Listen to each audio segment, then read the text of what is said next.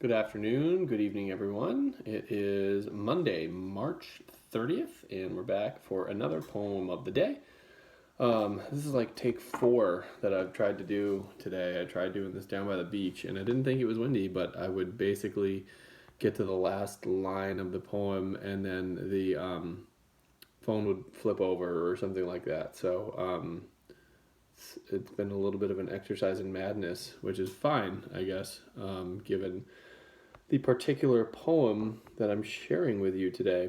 So the poem that I chose for today is a poem by a poet named Jimmy Santiago Baca. He's got a really interesting story, a sad story that turned into a story of a little bit more triumph. So he's a Chicano American poet who was raised early in his life by his grandparents after his parents gave him up. And then he lived in the foster system for a really long time. And he was kept, he ended up in prison for drug charges, I think when he was 20 or 21 years old, if not earlier. And he spent a long time in prison for those drug charges. And they kept him in isolation. They kept him in solitary with, in the same wing as people on death row because he wanted to get an education. He wanted to go to school. So when he entered prison, he was illiterate. He couldn't read. He couldn't write. And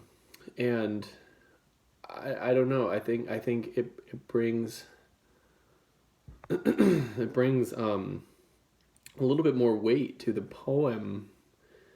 I think that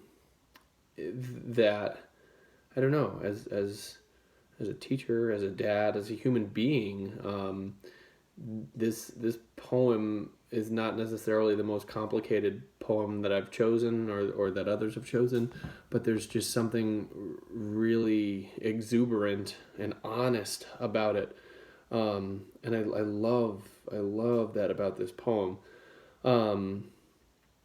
And so, the collection of poetry was first published, I'm pretty sure, while he was still in prison, which is pretty rad. He sent some of his selections. Apparently, he would like trade his poems to people in prison for cigarettes and stuff. And Mother Jones, the publication Mother Jones, published some of his stuff while he was still writing and while he was in prison. So this is a poem, I think it's from 1979, and it's a poem I'm really happy to share with you today. And I know that we're all trying to be respectful of the space and the time. This, I don't like to call it the new normal by any means, because while it is new, it does not feel normal, even though it may be regular or repeated. And it's a poem that I think we can relate to, knowing its background, knowing the poet's background. Excuse me. And so I guess I'll just read it and get to it. It's a special poem, and I love this poem. So here we go. This is a poem called "I Am Offering This Poem" by Jimmy Santiago Baca.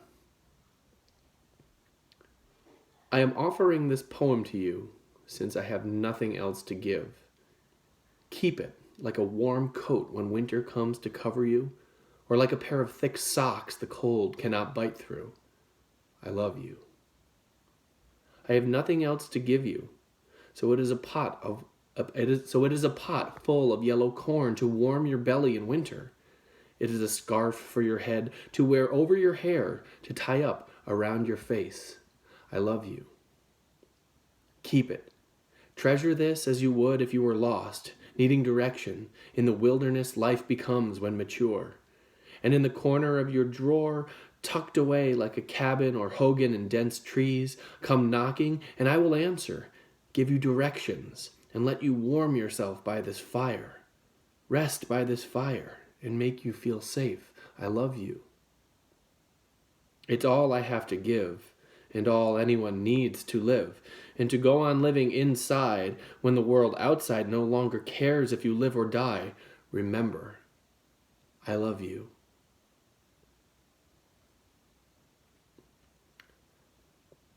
It's a very simple poem filled with simple metaphors, and I just feel like it's filled with such incredible depth at the same time.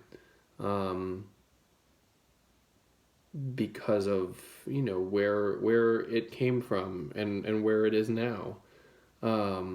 It's this one like cuts me right to my core, I think. And it's a poem that I could feel very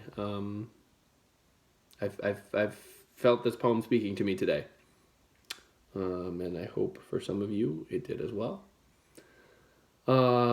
So I will leave you with that. Thank you again for coming. Thanks again to Mr. Richardson for starting this all up. We've had a couple new contributors on the list, so that's always good to see. It's good to see everyone there.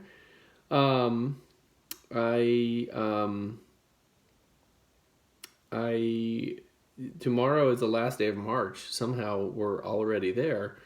And April is National Poetry Month, so you'd better believe we will be back for more, not just tomorrow to close out March, but also to keep rolling right into April. All right, everyone, take care of yourselves, be kind, wash your hands, and please maintain the social distance so that we can all maybe like go back to school before the end of time. That would be nice. I miss you guys. All right. Talk to you later. Take care, and we'll be back tomorrow for another poem of the day. Bye-bye.